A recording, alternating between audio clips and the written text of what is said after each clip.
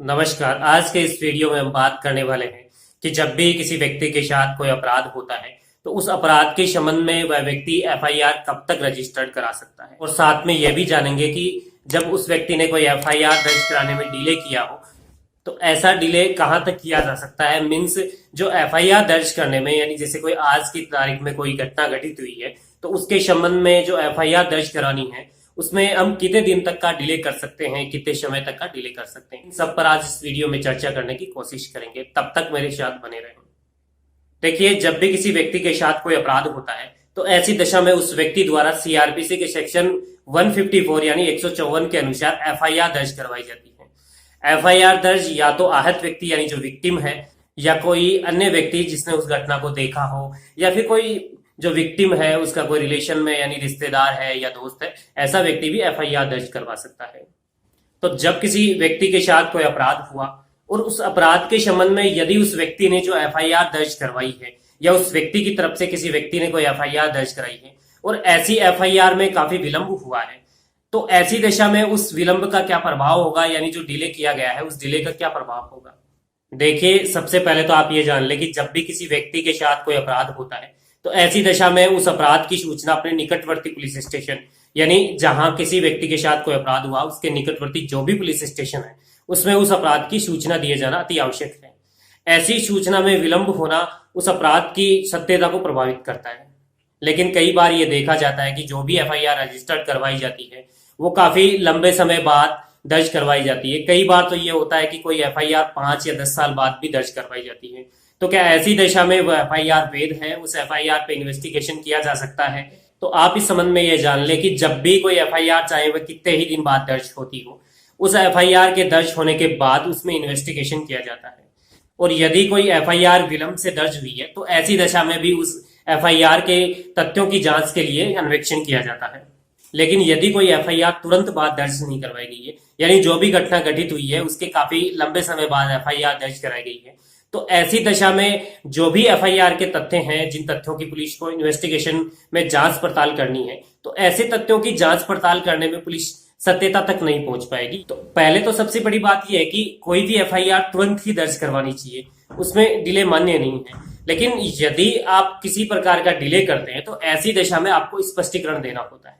यानी कि आपने आज कोई अपराध आपके खिलाफ हुआ है और उस अपराध की आप सूचना 2 साल बाद भी देते हैं, तो ऐसी दशा में भी आपको इस बीच जो डिले हुआ है, आपने जो डिले किया उसका स्पष्टीकरण देना होता है। यदि आप स्पष्टीकरण देने में सफल रहते हैं तो ऐसी दशा में आपकी द्वारा जो भी एफआईआर दर्ज की गई है उस एफआईआर के बाद इन्वेस्टिगेशन स्टार्ट होता है, और यदि आपके साथ घटना सही है यानी सही पाई जाती है तो ऐसी दशा में कार्यवाही भी की जाती है। और यदि किसी एफआईआर दर्ज करने में नॉर्मल डिले हुआ है, जैसे 2 घंटे का, 4 घंटे का, 24 घंटे का, 2 दिन का, तो ऐसे डिले की दशा में मामले के ऊपर लगभग कोई प्रभाव नहीं पड़ता है। लेकिन फिर भी ऐसे डिले होने के कारण से पुलिस को अवगत कराना होगा कि किन कारणों से वह एफआईआर समय पर दर्ज नहीं करवाएगी। लेकिन जैसे किसी व्यक्ति के साथ कोई घटना घटित हुई है और उस घटना के बाद उसे हॉस्पिटल में एडमिट करवा दिया गया है, या फिर कोई आहत व्यक्ति है वो इतना डर गया है कि उस संबंध में वो एफआईआर दर्ज कराने से भी डर रहा है, तो जो ऐसा डिले होता है वो बिल्कुल मान्य है। ऐसे डिले पे पुलिस एफआईआर दर्ज भी करती है और कार्यवाही भी करती है। लेकिन जब कोई एफआईआर दर्ज कराने में काफी डिले हो जाता है तो ऐसी दशा में आप पुलिस को स्पष्टीकरण भी दे देते हैं, स्पष्ट भी कर देते हैं कि ये जो भी एफआईआर दर्ज हुई थी वो इतने दिन बाद इसलिए हुई, यानी इसमें जो डिले हुआ इस कारण से हुआ। तो भी ये संभावना रहती है कि जो आपने जो एफआईआर दर्ज करवाई गई है उसमें आपको रिलीफ नहीं मिल पाएगी। आपने डिले से जो भी एफआईआर दर्ज कराई है, ऐसी दशा में जिस किसी व्यक्ति के खिलाफ आपने एफआईआर दर्ज कराई है उस व्यक्ति को ऑटोमेटिकली ही इस चीज से फायदा मिलना निश्चित है, क्योंकि आपने जो डिले किया है, यानी आप जितना भी डिले करते हैं उस डिले का फायदा एक्यूज्ड को मिलना निश्चित होता है। यानी कोई एफआईआर आप 5 साल बाद रजिस्टर्ड कराते हो तो ऐसी दशा में जो भी तथ्य होते हैं, जो भी सबूत होते हैं, आप उन्हें पेश नहीं कर सकते। और यदि कोई सबूत पेश भी करते हैं तो आप उन्हें साबित नहीं कर पाओगे, क्योंकि उस संबंध में काफी डिले हो चुका है। तो ऐसी दशा में यदि आप डिले करते हैं तो आप अपने मामले को साबित नहीं कर पाओगे, और जब आप साबित नहीं कर पाओगे तो ऐसी दशा में अभियुक्त को उस एफआईआर के संबंध में यानी उस मामले में फायदा मिलना निश्चित है।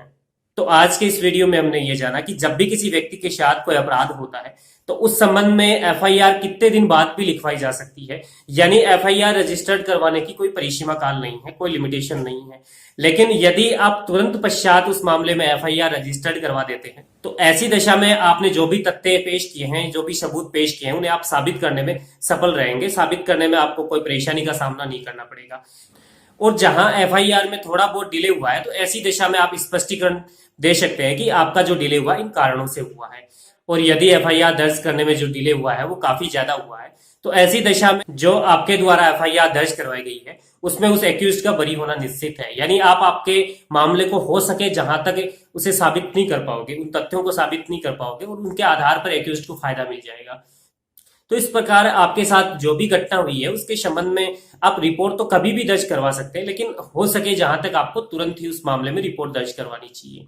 क्योंकि यदि आप आहत व्यक्ति है यानी आप विक्टिम है और आप उस मामले में काफी डिले करते हैं तो वो आपके फेवर में नहीं रहता है। और जब एफआईआर दर्ज कराने में जो डिले होता है उस डिले का स्पष्टीकरण देना होता है। यानी आपने जो एफआईआर है वो किस कारण दर्ज नहीं करवाई। यदि आपके साथ कोई रेप हुआ तो आप डर गए थे, या फिर आपके साथ कोई गंभीर क्षति कारित हुई थी, आप हॉस्पिटल में एडमिट थे। इन सारे तत्वों को जब आप एफआईआर में डिले करते हैं तो उनको मेंशन करना होता है ताकि आपकी एफआईआर रजिस्टर्ड कर ली जाए। उम्मीद करता हूं आज का ये वीडियो आपको पसंद आया होगा। और यदि आप भी चाहते हैं मैं किसी विषय पर वीडियो लेकर आऊं तो मुझे कमेंट के माध्यम से या मेल के माध्यम से बता सकते हैं। मैं कोशिश करूंगा आपके विषय पर जल्द से जल्द वीडियो लेकर आने की। धन्यवाद।